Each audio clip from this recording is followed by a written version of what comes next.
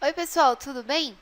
Hoje a gente vai começar a aula de Emotion Design, que é mais um conceito importante para vocês aí que vão trabalhar principalmente no mercado gráfico, né?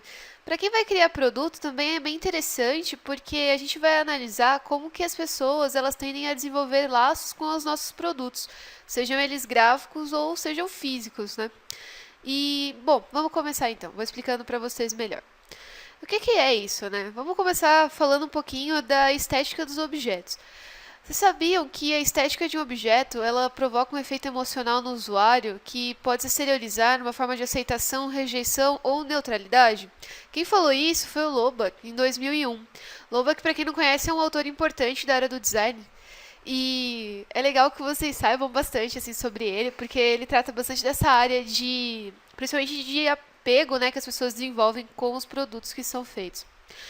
Outra coisa que falam também, ó, é se algo é ruim ou perigoso, os músculos eles ficam tensos em preparação para correr ou atacar. Se é bom ou desejável, pode se relaxar e aproveitar a situação. Isso quem disse foi outro autor importante que é o Norman, em 2004. E o que isso quer dizer, né? Alguns produtos causam sensações na gente, assim como eu falei na aula de teoria das cores, que algumas cores conseguem até causar efeitos físicos nas pessoas, né? E aqui a gente vai ver que os produtos também têm essa capacidade. E o que a gente conclui com isso? Que o emotion design é o design concentrado nas emoções causadas pelos produtos criados, de modo a priorizar uma criação de vínculo positivo entre o consumidor e o criador. Então, nós, designers, a gente tem que pensar, quando a gente vai criar um produto, seja ele qual for, que as pessoas têm que gostar dele, porque senão a gente não vai conseguir vender nosso produto, a gente não vai conseguir propagar a nossa ideia. E como que a gente vai fazer isso? Né? Fazendo com que as pessoas criem vínculos positivos com eles. Eu vou explicar para vocês um pouquinho como que funciona a estrutura cerebral, que isso aqui é importante também para vocês saberem na hora de aplicar realmente o emotion design. A gente tem três estruturas principais, né? A primeira é a camada automática, que também é conhecida como nível visceral. Ela é veloz, ela faz julgamentos rápidos do que é bom e ruim, seguro ou perigoso, e ela envia sinais aos músculos e alertas ao resto do cérebro. A parte que contém os processos que controlam o comportamento é o nível comportamental. Ela aperfeiçoa, inibe ou amplia os sinais da camada visceral. Outra parte é a contemplativa, que ela refere-se ao nível reflexivo. É a parte que observa, reflete e tenta influenciar o nível de comportamento. E o que essas camadas elas têm a ver com o design? Vou falar já para vocês. O processo mental ele vai estabelecer o modo como a gente se liga ao aspecto do objeto. Então, as pessoas que têm uma característica mais visceral, elas tendem a se ligar muito à aparência. O lado comportamental é muito ligado ao uso das coisas. E o reflexivo é o significado que aquilo atribui. Vamos continuar.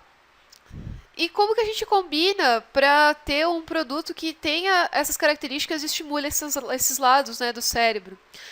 Então, a gente tem situações e objetos que nos causam algum afeto positivo? A gente tem, aqueles que a gente associa a alimento, calor e proteção.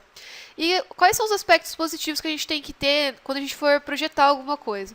A gente tem que pensar em coisas que remetem a esses aspectos, que são alimento, calor e proteção. Então, o que a gente tem? Lugares aquecidos e bem iluminados, clima temperado, sabores e odores puxados para o doce, ou coisas mais agradáveis ao paladar, cores alegres de matizes saturados, sons e melodias tranquilizadores e por aí vai. E coisas negativas, né, que a gente tem que ver para não ficar prezando só isso, a não ser que a gente tenha como um propósito mesmo causar uma sensação ruim na pessoa, né? Se isso for nosso propósito, tudo bem, mas se não for, a gente tem que evitar altura, sons altos inesperados, calor ou frio extremos, escuridão e por aí vai. E assim, uma coisa que é legal para vocês saberem é que com o tempo, os níveis visceral e comportamental, eles se referem ao agora e os sentimentos e experiências de quando você está vendo e usando o produto.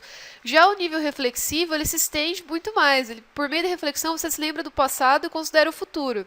E nisso, você tem realmente a pessoa que se apega ao produto e ela tem satisfação em exibir, usar e ter aquele produto.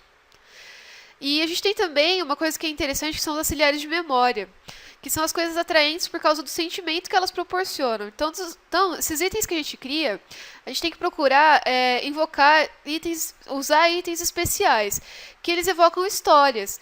E raramente o foco deles vai estar em si mesmo, mas sim na história que eles trazem junto com eles. E como que a gente vai projetar pensando nesse lado emocional, né? Então a gente tem que pensar em conceitos que o nosso cliente vai ter quando ele tiver o nosso produto, que podem ser prestígio, percepção de raridade, exclusividade, confiança. Ele vai projetar uma autoimagem, né? Com todas essas características. A gente tem que procurar fazer produtos atraentes e carismáticos, porque isso faz com que a pessoa estabeleça vínculos afetivos. E se trabalhar com a ilustração ou com a criação de mascotes, que eu sei que muita gente pode trabalhar com isso, pensar em características que demonstrem confiança, afeto, carinho, amizade, alegria, que são coisas que vão realmente fazer com que as pessoas se sintam realmente ligadas àquele personagem, tá bom? Bom, pessoal, essa aula de Emotion Design. Espero que vocês tenham curtido e até a próxima.